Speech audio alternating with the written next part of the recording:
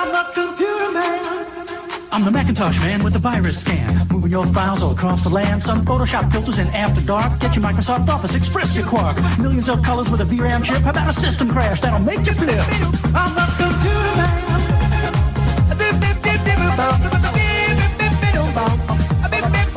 I'm saying Windows 95 is plug and pray. If it's fonts you want, you gotta go to Macway. Log right on as my personal guest. You'll have Macintosh software on your desk. Send me an email with your request. If it's hardware you want, baby, I'm the best.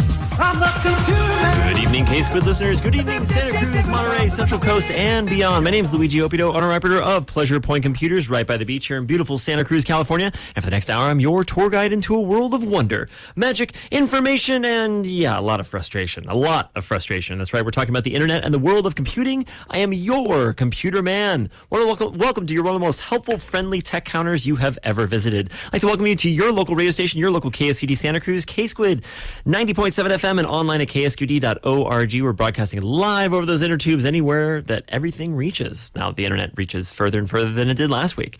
But I'd like to welcome you to your local radio station, local Tuesday night here at KSQD Santa Cruz.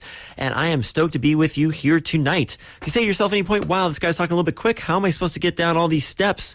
Well, you can jump onto ksqd.org, our illustrious website, and check it out there and see what we've got running through the website, as well as our audio archive under. So you can click on the audio archive, and under there's a 2-week audio archive under our listening tab. And you can click in and listen to any of our shows from the past, present, or actually, I guess not really the future, but they're coming up, and you will see them there on our site. While you're looking through the KSQD website, or looking through some of the amazing things that we have here on our website, click on that donate button and allow us to continue on, because we are here beholden only to you. And the only way we can do that is to have donations come in from you and by you. So we appreciate you. Appreciate you for hitting that button, keeping it reoccurring and making it happen. And we, again, just thank you so much for being out there for us. And we wouldn't have it any other way.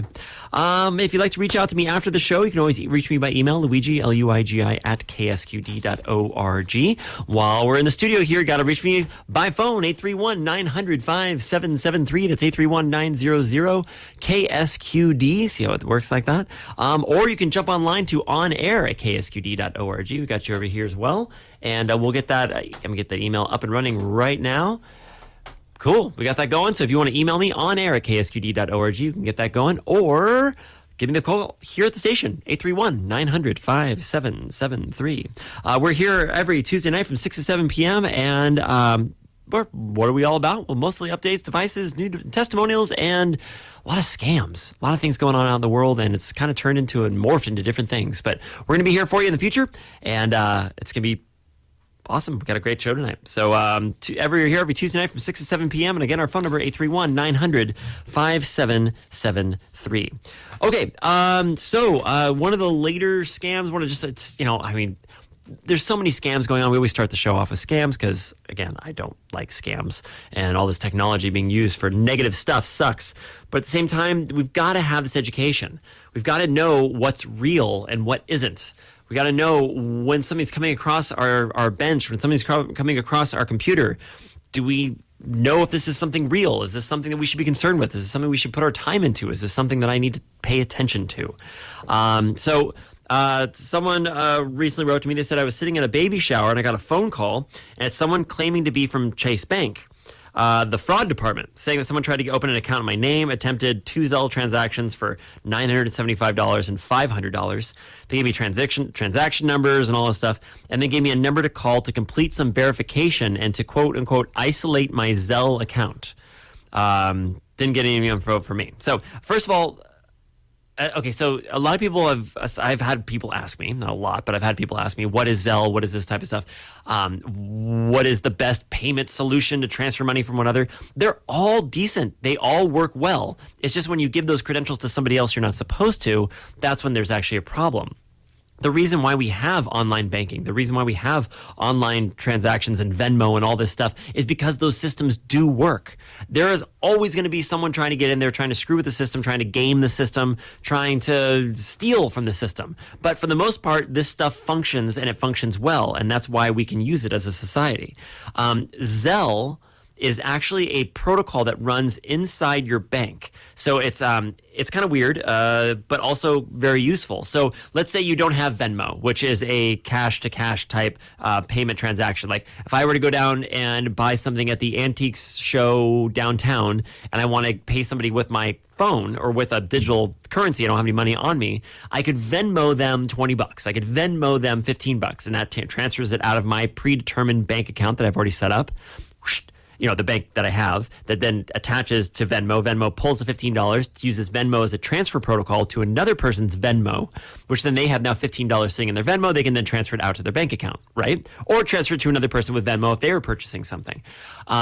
Zelle is a little bit different. Zelle kind of goes backwards. Zelle is inside your bank. So what you do is you actually sign into your bank, to your actual bank, your app of your bank, and then instead of me sending something from my bank, let's say it's Chase, sending to someone else's bank, which is like Wells Fargo, then it uses the Zelle protocol. Instead of transferring money and doing wire transfer fees and all this other stuff, it is a protocol within itself that me, the layman, a non-bank person or whatever, can run and send money to someone else that doesn't have that same thing that they can also get from Zelle. So the person with Wells Fargo gets Zelle, the person with Chase gets Zelle.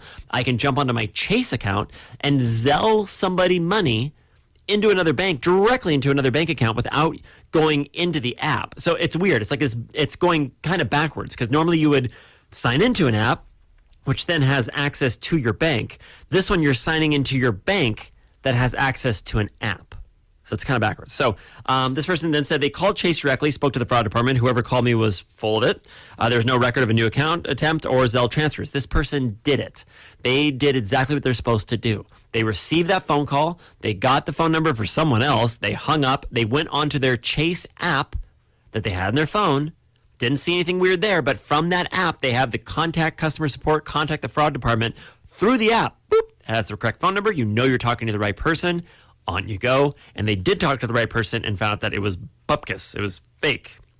So, but this was, it said it was a clean attempt to get me, even though the caller ID on my phone said the call was from Chase. But it seemed fishy, especially when they said they had to call a second number. So they said I didn't have enough money to worth stealing anyways. But they can scam some of this debt from me. I like that. That's funny. So incoming little caller ID is virtually trash. You can make it say whatever you want. There are programs to make it say whatever you want. I used to have my caller ID say I was the president of the United States or something for a long time. Like I had a program that on my phone and I forgot about it, and then people would, stopped getting phone calls or stopped getting people to answer my phone calls because it would said something stupid like that. So it can say anything. It can say anything. So again, caller ID. The best thing to do is if you see that phone call come through and you don't answer it, copy and paste the phone number into Google. It's real quick. If it's literally the phone number from Chase, it's going to show up as Chase. If it isn't, it's going to not show up as anything, and you can know that a multi-million-dollar corporation probably will have their phone number listed a little bit better than that. So there are ways, right? And you just got to take that second. And it's I know everything's coming at you, but if you can take that second, you're just going to end up spending all the time fixing it later anyways. So just take the moment now and try not to fall into that pit. So, okay, again, I encourage all my listeners to go to cyber101.com.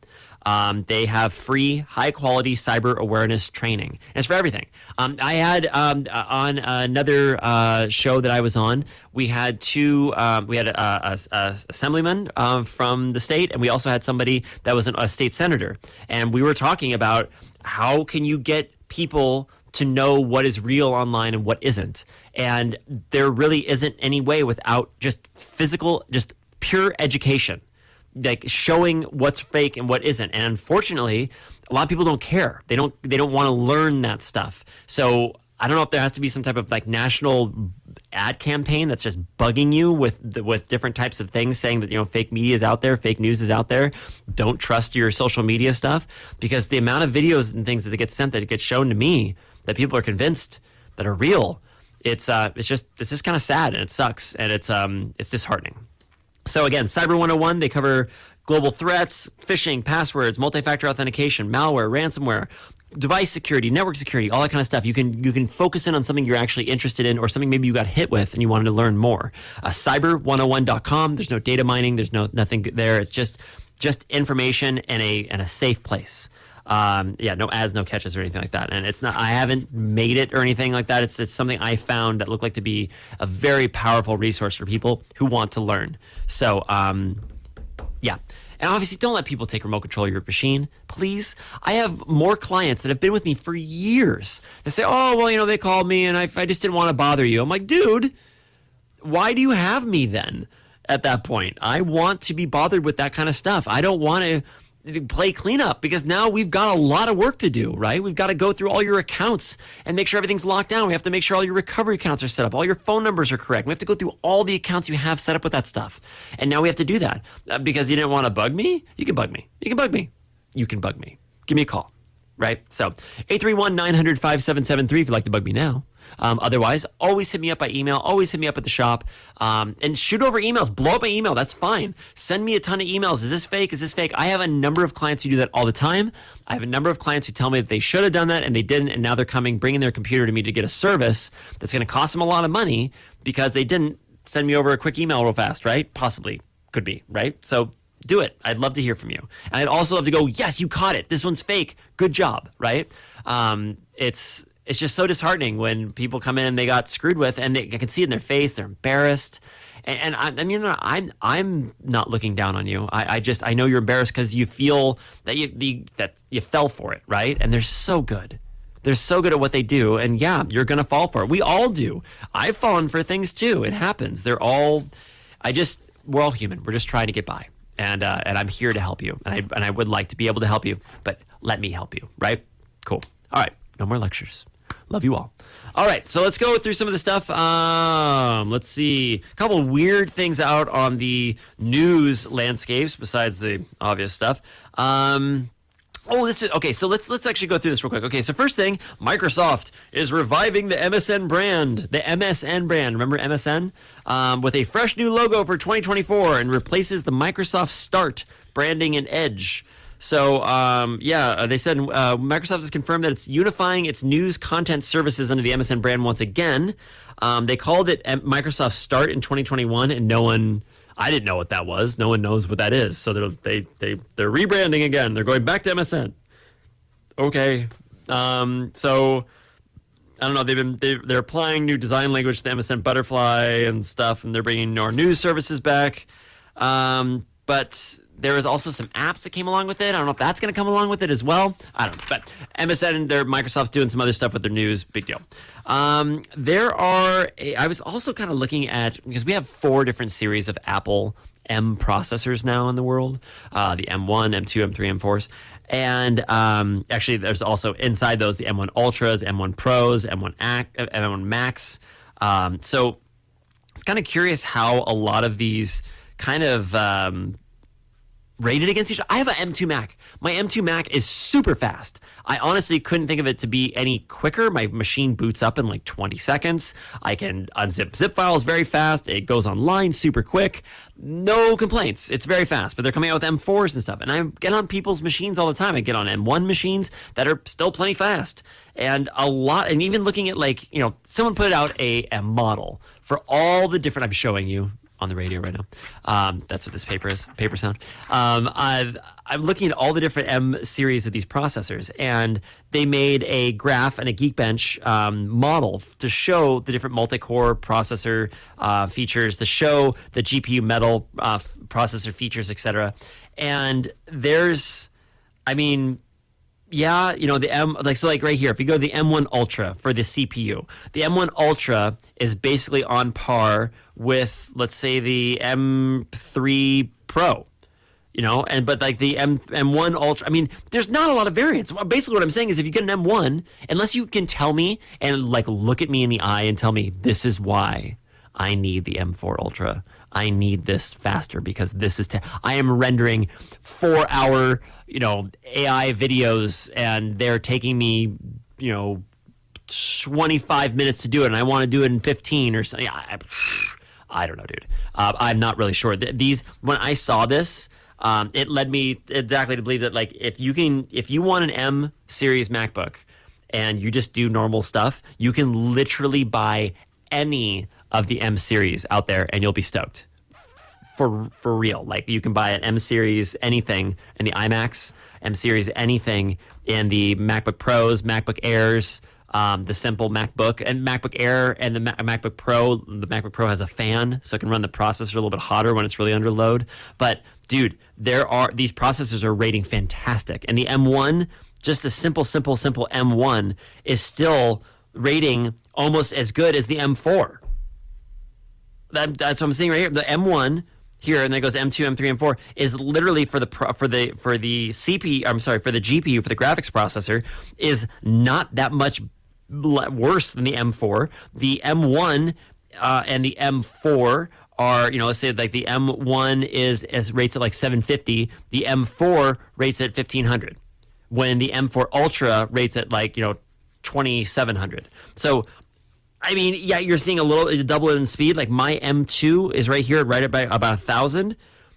Okay, I don't know. It's just there's really if you're getting a new computer, get the latest one. Get the latest one that you can afford. But there is no reason at all to upgrade your M1 to an M4. There's no reason to upgrade your M2 to an M4. There's no reason to upgrade, obviously not your M3s or anything like that.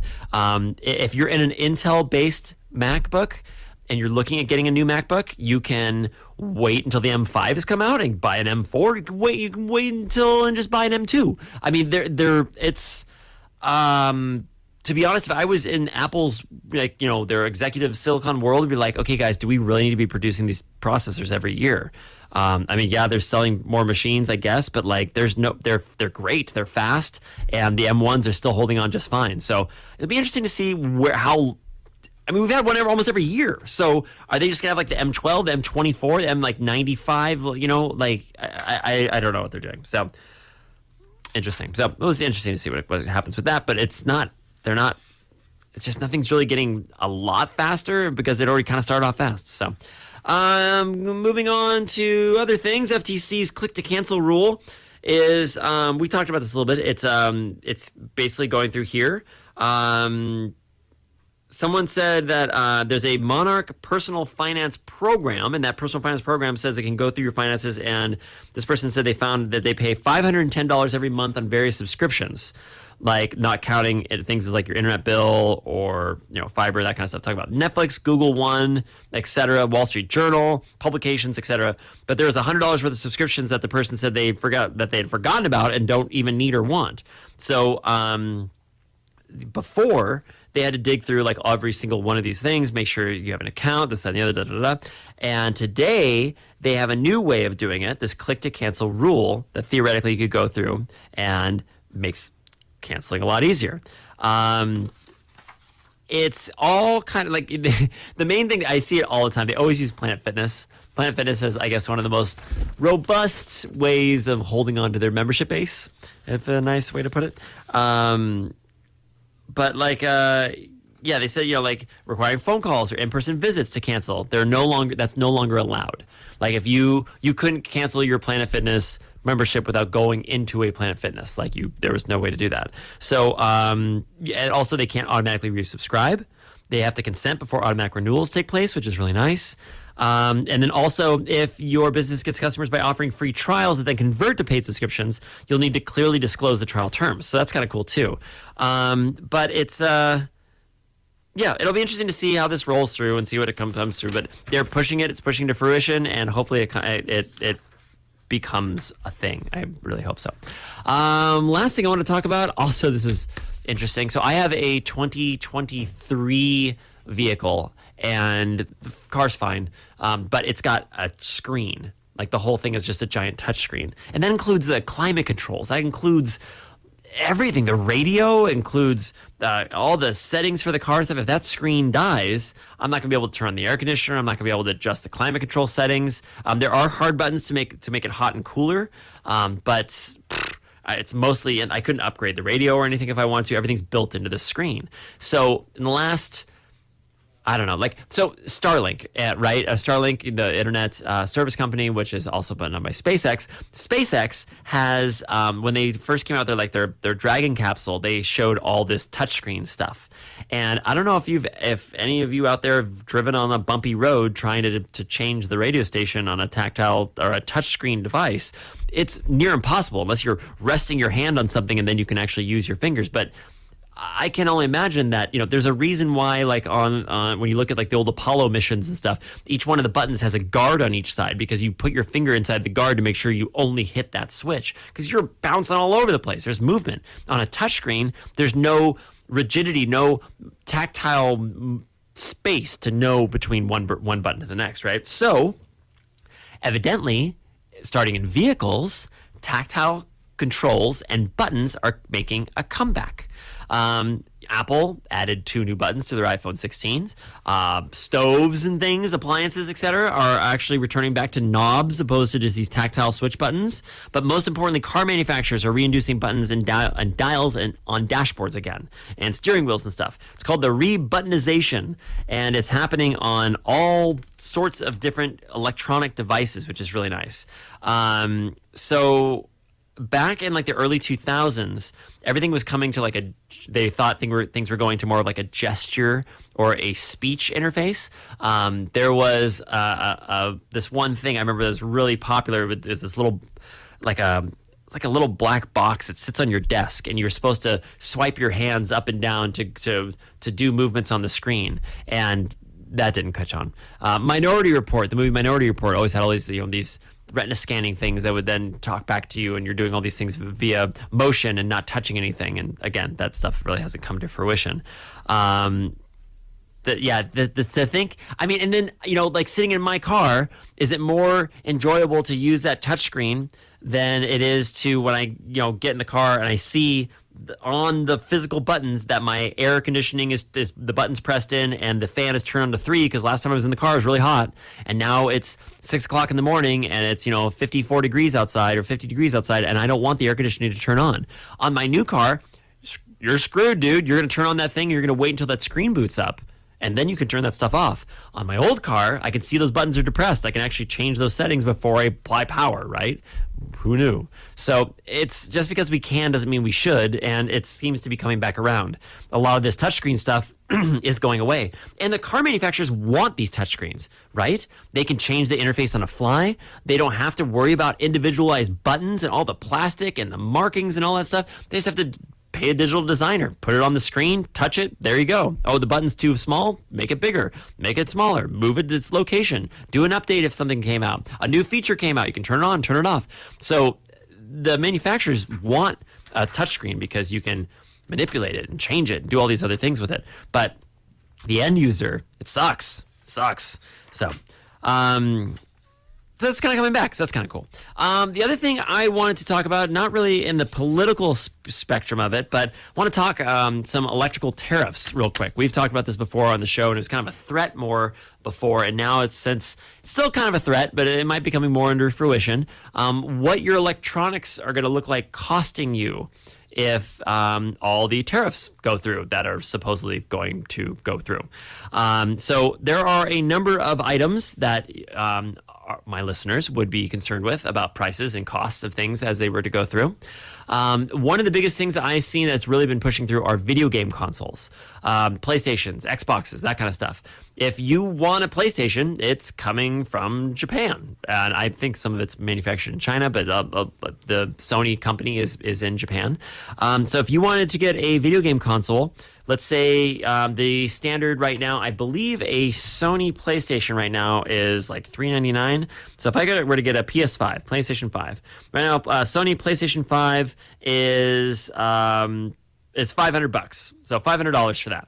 If you wanted to purchase it later after the tariffs happen, you're going to be expected to pay an extra 39.9%. So on average, that's about $246. So that $400 system is now going to cost you about $646 before tax. Two extra, almost doubling, but like not quite, right? So that sucks. Especially if you want that PS4 or that PS5 Pro. PS5 Pro right now is running $699. $699 with a 39.9% tax. That's going to be an extra $278. That's not including like the tax and stuff, right? That's just the tariff cost price increase, right? A smartphone. Smartphones are going to go up about 25%. My last smartphone cost me about $1,100. So if we're doing that times 25.8%, that's going to be an extra $283, almost exactly the same as the other one. So just because of, policies and process. Computer accessories, about 10.9% increase. Monitors, you want a new monitor, 31.2% on average. Desktop computers, a little bit less, 6%, 6.5%. Televisions are about 9%.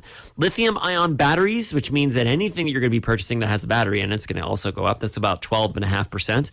Speakers and headphones around 10% or so. And these are price increases. Connected devices, I think that means just any type of internet device is going to be about 10.5%. But the most, and I don't know why the desktop computers isn't this, but laptops and tablets. Laptops and tablets are going to have the largest amount of price increase at 45%. Right now I have a customer that's buying a laptop. They're looking at it at $699.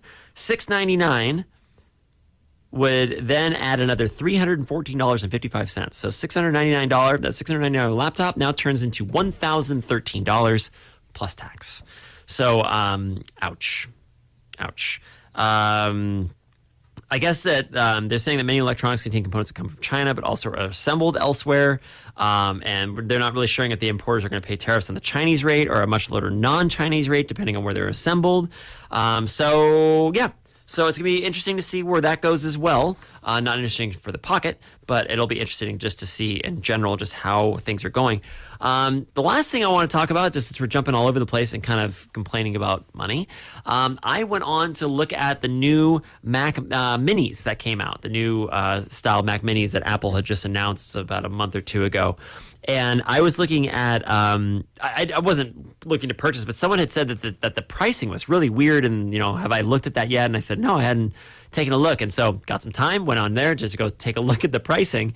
And evidently, if you could, so if you have a Mac Mini, you upgrade it, right? You could upgrade a few things. You could upgrade RAM and you could upgrade storage space. RAM allows, those are the buckets that splash onto the screen. So you don't need a whole bunch of that, but you do need a decent amount for the operating system to run.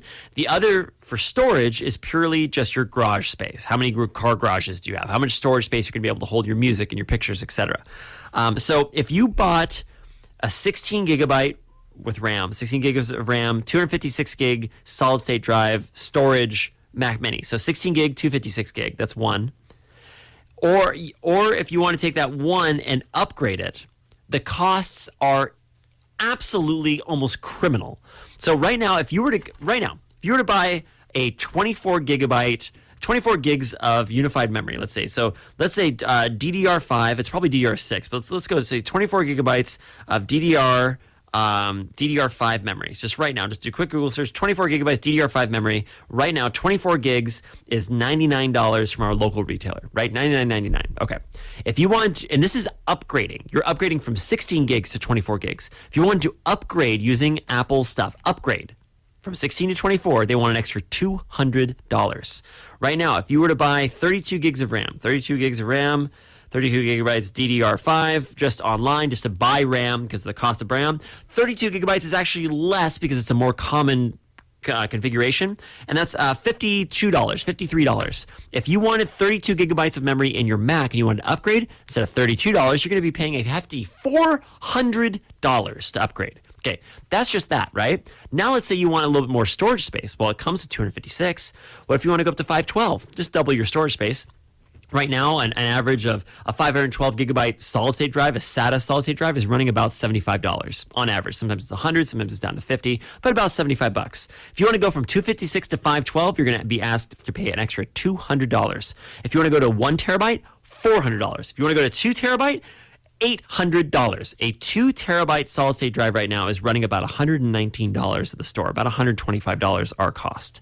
So you can buy 2 Mac Minis at 16 gigs with 256 gigs for the price it costs to upgrade a single one to 32 gigs, double the RAM, and 512 gigs of internal storage. So you double the RAM, double the internal storage, and you could literally buy 2 of the lesser version Mac Minis for the same cost. So that upgrade alone is almost $700 just to do that, just to do the upgrade. So you go from $599 to $1199. So this is why Apple is a $4 trillion company, and that machine probably has an end of life in the next 4 or 5 years. So you'll be buying it again. Woohoo! All right, that's a positive one to end it on, right? We're about halfway through here on the Computer Man Show here on KSQD Santa Cruz, KSQT Prunedale, 89.5, 89.7, and 90.7 FM. That means it's about 6:30. That means that Sweet Penelope, if you could help feed Enzo, really appreciate it. I love you. And we're going to be going to break here for just a moment. This is the Computer Man Show here on KSQD Santa Cruz, K-Squid 90.7 FM, and online at ksqd.org. Don't go anywhere. We will be right back.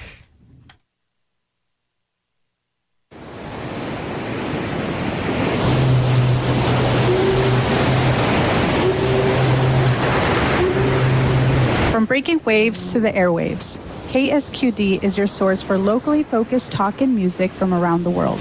Tune into your community. KSQD Santa Cruz. My name is Luigi Opido, owner-operator of Pleasure Point Computers and the host of the Computer Man Show, a 1-hour call-in show Tuesdays at 6 p.m. Viruses, slowdowns, scams, and updates. Computers can be a pain, and I'll help you through it. Send me an email with your request. If it's hardware you want, baby, I'm the best. I'm the computer. If it has an on switch, we'll probably talk about it on the Computer Man Show Tuesdays at 6 p.m. only on KSQD 90.7 FM Santa Cruz. Get into a computer.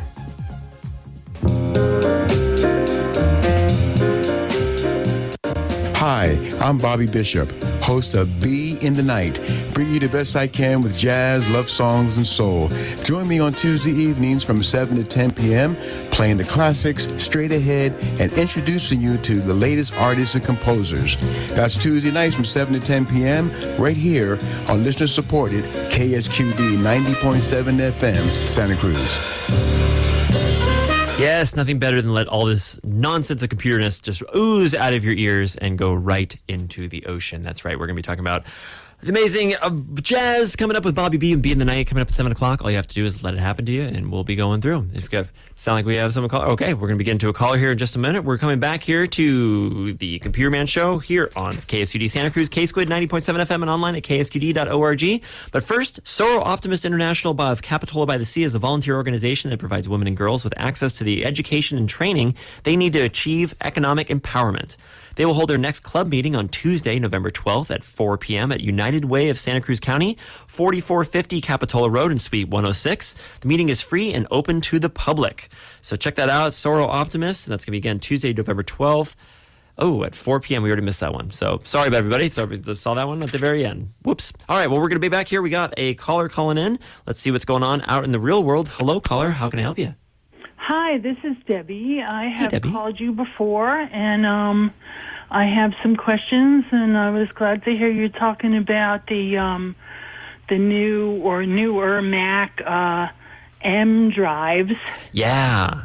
And I just bought a new computer for the first time in ages. Awesome. And I bought a MacBook Air Okay. from Costco. Cool. And I was going to buy a used one, but a lot of the used ones, even the older ones, they were about the same price as what Costco is selling them for right now, at a discount for members. Far out. Okay. So I bought the M2, and I'm not sure if it's a 2023 or 24, but in any case, there's different things that it says on it in the computer itself. But I don't have it on right now, but I forgot what it said in about this Mac. Okay. But anyway, it has 8 gigabytes Of RAM. of RAM.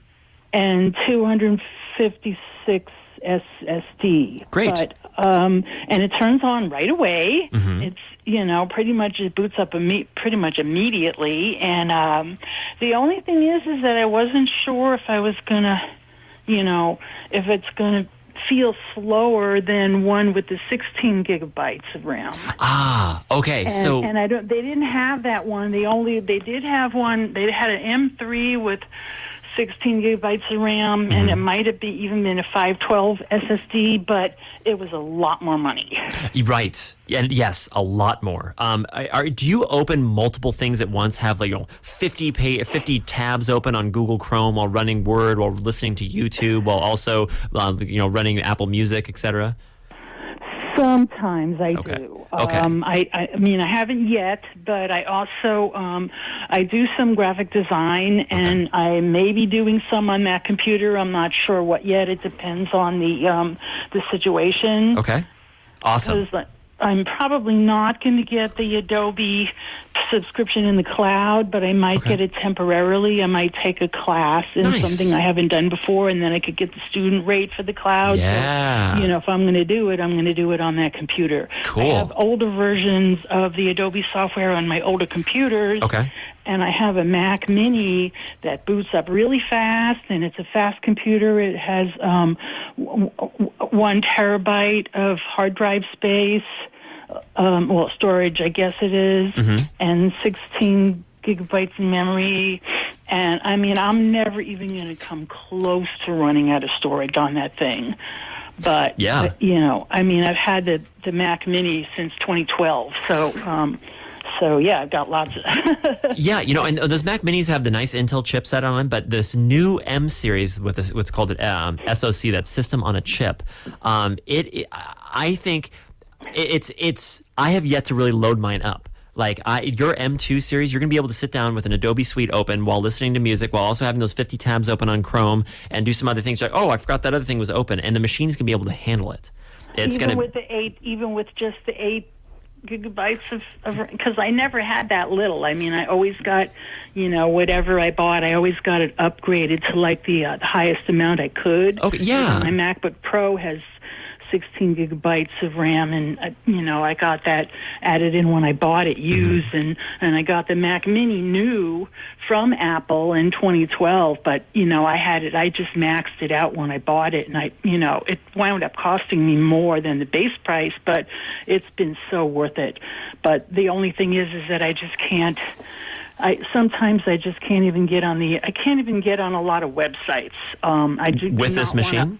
Well, yeah, the reason why with the 2012 Mac Mini is because I don't want to upgrade the operating system because my older Adobe software won't work anymore. Totally agree. And we're seeing that more and more and more. People are looking at their machines going, you know what? That software is worth more than the machine. I'm going to keep the machine right there. It is now frozen in time. And I see that all the time with specialty software. There's a car wash in town that has this old archaic 286 machine from 1994, and it is running the car wash. If that machine dies, the car wash ceases to exist. And that's what people are. That's where we're at right now. Some of the software, the guy doesn't want to spend the extra $100,000 for the card. I need my car to be washed right now. It's probably going to pour the next day if I get it washed. We're stuck. We get stuck with that kind of stuff. Your 8 gigs opposed to the 16 gigs is going to be translated into a slight hesitation going from screen to screen. You tell the computer to do something, and if you have everything running, all your applications and stuff, and then you ask it to do something, there might be a little bit of a millisecond pause that you wouldn't see with the 16 gig system. You're with the Mac. I might have 3 or 4 things. There's a chance that I might have 3 Adobe apps open at the same time, cool. And maybe some music and maybe an internet browser. But other than that, not much more than that at the same time. And I think if you were to have 4 Adobe apps plus 2 different things of Google Chrome plus something else, and you're downloading something, at that point then you might be fully loaded up on that M2. But still, I don't even think that would even do it. And even if you had all that stuff and you didn't get the 16 gigs of RAM, the machine would still render software basically the same. It's more about that quick snap from software to software. You might see just the slightest lag on the 8 gig that you wouldn't see on the 16 gig if you had them side by side. But to be honest, you probably would never even notice it. I think that when you get into your class, when you start really getting into needing that machine to perform, you're going to be very happy with it. Okay, great. Yeah, and so the other question is that for some reason the machine came with OS 14, I think it is Okay. now, Yeah. Sonoma. Yeah. And I was wondering whether I should, I thought I should upgrade to Sequoia, and I don't know why it didn't come with that, because the display model in the store has Sequoia, but I didn't fully check it out yet. Yeah. To see how different it was. Yeah, it's really not that different. And in fact, now the Sequoia came through with a couple of their patch updates, so it's fine. I'm still on the one before Sequoia, which it's lost my mind, lost me for just a second. I'm still on the one right before it, and there's really virtually no difference. Sequoia has some extra features that iOS 18 has, like iPhone screen mirroring and a couple other fancy things. But that Sequoia was kind of like that next step into the newness that iOS 18 is bringing with the newness that they have with that. But it hasn't, they launched it and it was going to be the biggest change and all this stuff, and I haven't really heard much about it. It's just is. So it's fine, well, which is great. I'm actually that was going to be my next question, and hopefully a quick one, because I still haven't upgraded my phone to iOS 18. Either have I. It's available to it. Yes. But I'm just wondering whether I should. I haven't. I've heard that people hate the Photos app. I've heard that people didn't like other things on it, and right now my iOS 17 is working fine. I am not missing any features out of iOS 18. So personally, I have not upgraded yet because I've just heard that they changed some things that I'm not really ready to change yet. But I'm not. I haven't not upgraded, going like, oh my gosh, iOS 18 is bad. I just haven't needed to yet, and I haven't taken the plunge yet because people are like, oh, I don't like the Photos app. I'm like, well, I'm kind of using the Photos app quite a bit right now, so I'm just going to kind of hold off and wait until I see something that's really going to definitively push me into it. But at this point, I'm still on 17 and I'm fine. Okay, all right. Well, because I was also, there's the MacBook Air seems to be doing a lot of things, like it's mirroring things that are on my phone. Yes, Apple's paradigm is trying to do that. I don't want it to do that, though. Right, and we can turn those things off. It's very, it's not necessarily very easy to turn off, but we absolutely can go through and turn off the features. I was starting to get all these messages on my Mac. I don't want to see messages on my Mac. I want them on my phone. Exactly, so turn that off. Exactly. I don't want to get FaceTime phone calls on my Mac. I don't want that. Some people do. I don't. So we turn that feature off too. But I'm still syncing my favorites. So if I say something on my phone, I can still go to my computer and see my favorites there, or see my history and that kind of stuff. How do you turn those things off, though? We go through into your settings. When you click on the Apple and you go into system settings, you'll click on your name under your iCloud, and then under there's another little thing that says more apps, and you can drop down and see all the toggles for all the different applications that you're using and decide which ones you want to use, which ones you don't. You can have photos come in, not have photos come in. You can have the messages come in or not come in. You can have all the stuff turned off, histories, all that kind of things, and just have it fine-tuned exactly what you want. All right. I thought I had those things turned off, but I'm going to have to look at it again. Yeah, and sometimes you'll process an update and they will magically be re-enabled because that's what Apple wants. And you're like, oh, I'm turning these things off again. So it happens. But before you do any type of upgrade, of course, just because you're talking with me and this is what we do, we want to make sure you get that Time Machine backup made before you do any changes. And then you can do whatever you want. I'm going to do that. I'm actually waiting for an adapter that I got online because my all my backup drives are USB, the old kind of USB, and not USB-C. And this machine only has USB-C yes. ports, so I have to I have to get an adapter. And I'm going to do that hopefully within the next few days. Good. If you can't find them, we've got them too. So yeah, we're happy to help. Right. Okay. Yeah. Okay. Because I called Santa Cruz Electronics, but their hours are really short and it's hard to get there. yeah, we're kind of doing the same thing too. Yeah, but it's we're happy to help in any way that we can. And fantastic questions tonight. Thank you. Okay, and just one more quick thing, if Please. you don't mind. Yeah. There's a MacBook Air guide online. Okay. And I thought that I was going to be able to download a PDF or something, but I can't seem to find it, and I'm frustrated with that. There's a MacBook Air guide? Yeah, there's a MacBook Air guide. If you go to Apple support, support.apple.com/guide, and then you put in, and then you type MacBook-Air. Okay. There's a whole guide with a whole menu, but I want something I can download and look at, Yeah. I don't want to have to be online to look at the guide. Okay. Why don't you shoot me over an email, to, Luigi@pleasurepointcomputers.com, and I'll help you find that. And if I can't find a guide that we can download, I'll force the download and create a PDF and send it to you. Really? Okay, Yeah. I'll do that. I'm going to email you now so Awesome. I won't forget. Perfect. We'll see that email come through, and we'll figure out that guide together. We'll get you something. Thank you so much. You're welcome. Thank you so much for listening, and thanks for the call. Really appreciate talking to you Thank tonight. man. Thanks for the great show. Bye-bye. All right, take care. Bye-bye. And leaves the phone lines open for you at 831-900-5773. We've got about a little less than 15 minutes left in the show. Love to hear from you tonight. And if we don't, we've got a number of email questions to go through, and not a lot of things happening, but no question too big or too small. We'd love to hear from you tonight, 831-900-5773, or you can jump online at onair@ksqd.org and send over an email. So tonight, I brought in my little packet of email questions here. Let's see. This one is not my packet of email questions. This is my packet of email questions, even thicker. Okay. Wanted to talk about a couple of these things. One of the first things I've actually seen, this is kind of weird, over the past 2 weeks, I've seen multiple people, multiples as in like more than two, come in saying that they had either heard a phone call or interpreted a phone call from someone else. So like they picked up the phone and someone else picked up the phone. And they said, "Did you hear that?" And there's like a third party on the phone.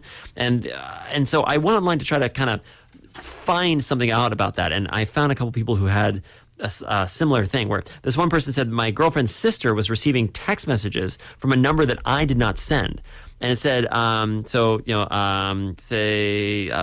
night my girlfriend was going to a party. I came shortly after, but the host stopped me on the front lawn, asked who I knew at the party, told him it was with my girlfriend. He's like, "Oh, I think she already left." Meanwhile, we were right next to her car. When I pointed that out, they said, "Oh, I think they're not here, so call them."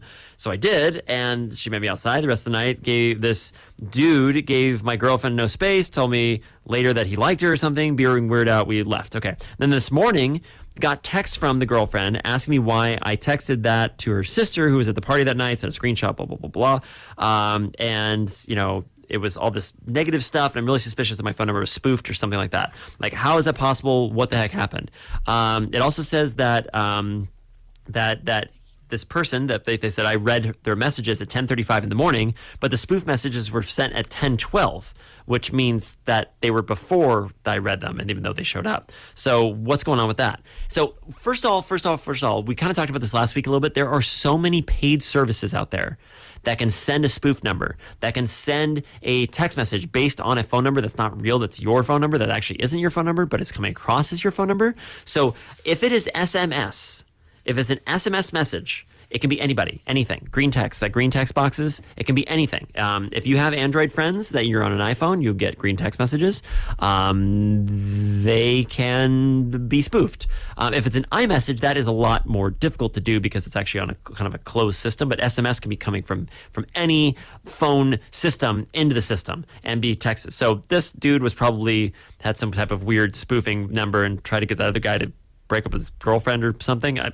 Super weird. But there are services. So SMS, if it's a green text, it can be anything. If it's an iMessage, I'd be a little bit more of like, whoa, hey, this could be something real. What's going on? And actually take a look at it. Yeah. So the scams are so weird and so creepy, and especially now with phones and with the way that we have data, anybody can be data. Anybody can be you. You can spoof an email address. You can spoof this stuff, and we get it all the time in our email. So now it's also with text messages. You get something from the USPS. You get something from FedEx or the IRS or something like that, and it's not them. It's just someone trying to scare you. Okay, so this person said, again, I don't feel this way, but they said I'm dumb and got scammed. I don't think you're dumb. But I said I got scammed. Basically, I had an adult chat with a girl. There's quotes around the girl through WhatsApp. I had matched through a dating app. But it was a hacker, of course, and got my nudes because I am dumb. Okay, you're not dumb. You just got tricked and fell prey. That sucks. They threatened that they'll send them to everyone I know if I didn't pay, and I really didn't care, so I blocked them. And then they texted from another account. I blocked them again. Nothing happened. Just texted a friend. I told them about the situation, and they said they had received nothing. It's been like 12 hours, and they still said they didn't get anything, not a Messenger or WhatsApp or Instagram or anything. Am I safe? Should I still be worried? I didn't pay. You're like, good. Okay, this is one of the oldest sexploitation, whatever you want to call it, scams out there, and it's literally just it's a scare tactic. You don't want your stuff to get out there. Oh my gosh, pay the money. They're not going to do that. They don't have control of anything. First of all, just report any communications and block them after you do. They want money. That's it. That's all it is. Just a threat, and nothing is going to come to fruition. They most likely don't even have anything, to be honest, unless the ones you sent to them, fine, but they don't have any contact information like that. They're just threatening. It would also take time to build a profile of your, being you, and then distribute that to the people that are literally on your network, and that would take their time, which they're not going to do because, again, you're not paying them. If they also started releasing all this stuff, it would also draw a lot more public attention. They will get enough money from people who actually fall for it and not from the actual process. So, again, don't do anything. You don't have to worry about anything. All they want is the money. They're not going to be getting anything by sending the pictures out. They're just going to get it from threatening to send the pictures out. So, again, don't do anything. You're fine. That sucks.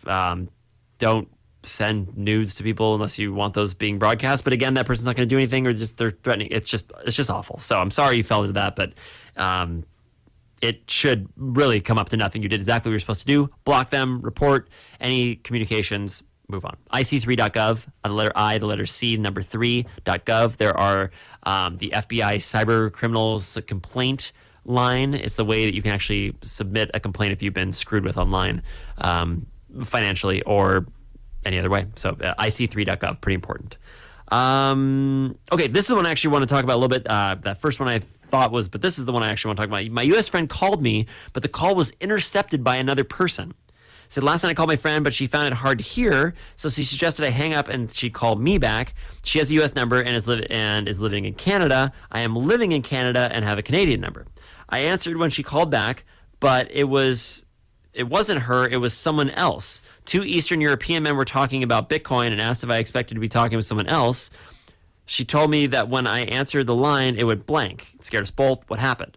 Okay, so this is, it's just crosstalk. It's just a random happenstance that happens. But there is a video called, quote, "Exposing the Flaw in Our Phone System." And it's by this online personality, Veritasum, Veritasium.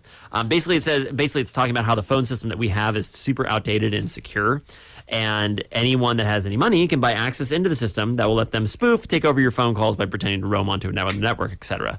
And it's something. It's the, what's it called? It's not called the S7.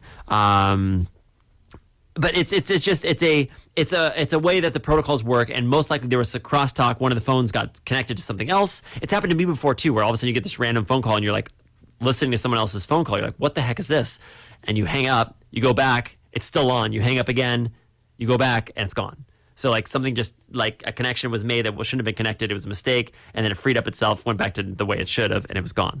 But it was most likely just a random thing. And the phone system it's not a perfect thing. It's one of those things that just some I think it would literally be called crosstalk at that point, but it might not be. But it's just the way that the phone systems work. So again, there's a video exposing the flaw in our phone system, and you can check out and see what the issues and the different things in that. But I think it was just a mechanical flub. Okay, another one. My father has over 30,000 unread emails in his Gmail. How can I delete more than 50 at a time? I've tried Googling. I'm stumped. Not even sure it's possible. He can't receive or send emails currently. Okay, so that one's actually pretty straightforward. Ideally, what you want to do is, the simplest thing is, if you want to just mark them all as read, which you can do and get rid of that little number, you check the little checkbox at the top of all the emails, right? That's right underneath the Gmail logo on the left-hand side of your screen. You're going to click on that, and it's going to select the 50 that are in the page. When you look at the center at the top of the screen, with those 50 selected, you'll see another link that says select all 30,000 conversations in inbox. So if you select that, then you will literally have checkboxed all the emails. And at that point, you can do whatever you want. You can then mark them as read. You can delete them. You can do whatever. But that would be the way to get rid of them. What I usually do is I'll sort by size, and then I'll delete all the really, really, really large emails. The people who've sent me, 300 megabyte videos or 3 gigabyte videos or something like that. Get rid of those emails that actually are taking up the space, and then that way you don't have to delete everything. But if let's say you want to leave the last month's worth of emails and delete everything else, you can do that with a search. You would type in before and then a colon, 2024 / 11/12 or something like that. And you would do all the ones that were before today, or if you wanted to do it from before October, before August. So you can do that as well. And that would load all the emails before that date. But then you can then delete it or archive it or whatever. But it should be right at the top. And I also tried to do a Google search just real quick to see if that was coming up. And it was very convoluted for just allowing me to look and see how to get onto email and how to manipulate my email like that. So it's almost like they were describing all the fancier things and didn't just tell you the super basic first step. But check on the box on the top. You'll select all 50. Then there's going to be a link at the very top that will say select all 30,000 emails. And at that point, you can move forward with that. Okay. Last one before we go real quick, my girlfriend has a laptop from her cousin like 4 months ago, and as I was cleaning, I stumbled across a VHD partition of 20 gigs. I don't really know how this works or what it's supposed to do, but I suppose it's a dumb thing to try to do partitions. So my question is, how do I reintegrate the 20 gigs of memory into the normal partition? It occupies 20 gigs of memory that my girlfriend can't seem to use, so I'm trying to see how I can make it usable. Okay, so that is a mountable partition table that is... It doesn't really matter. It's a bunch of data probably from the old user. Just wipe it. That's a new machine, especially to your girlfriend. You just started using the operating system that came with it. Who knows what person before had on that machine? Who knows what they were doing with that machine? Who knows where they were going? Who knows what they were downloading? Wipe it. Wipe it. When you wipe it, it'll wipe all the partitions on it. It'll wipe all the data that was on that machine.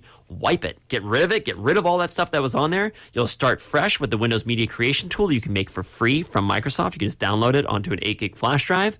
Plug that in, boot to it, wipe the drive, or wipe your hard drive, completely reinstall the operating system, and then you'll have all the hard drive space that you're supposed to have without any weird partitions or weird side things or what dude did before. Screw that. Just get on and use the machine because it's yours now, right? Right. Okay. Well, we did it again, ladies and gentlemen. We reached the end of another Computer Man show. If I missed your call tonight, you can always reach me by email, Luigi, Luigi, @ksqd.org. Remember, tune into our Computer Man show Tuesday nights from 6 to 7 p.m. here on 90.7 FM, K-Squid, KSQD. I'd like to thank all my listeners and my callers. Thank you, KSQD, Sandy Stone, Hal Feldstein, Rachel Gibbick, David Kibbrick, John Sandage, all of Santa Cruz, Nicola Tesla, the Woz, Mr. Gasons, Torvalds, and of course, the humble Electron. Thank you again, Santa Cruz. I'm your Computer Man here on K-Squid, KSQD 90.7 FM, and online at ksqd.org. Stay tuned right here for Be in the Night. I hope you all have a positively charged evening. Until next time. I am the computer man. I can do anything you can. I am the computer man. I can do anything you can. Computer man, he is your friend. He gonna help you again and again. So if you have a question or two, he's got the answer just for you. I am the computer man, and I am ready for questions now. Thank you. Mr. Computer Man, how much is 2 plus 2? 4.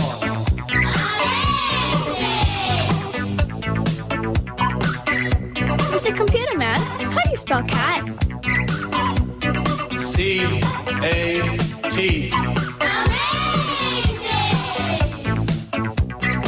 Mr. Computer Man, how do you spell supercalifragilisticexpialidocious? With letters. I am the computer man. I can do anything you can. I am the computer man. I can do anything you can. Computer man is very wise. He speaks the truth, he never lies. So if there's something you don't understand, just ask the computer man. Hi, Mr. Computer Man. My name is Jenny. I have a question for you. Wait, Jenny does not compute. What is your number, please? Number? I don't have a number. I'm a person. A person? A person? Amazing!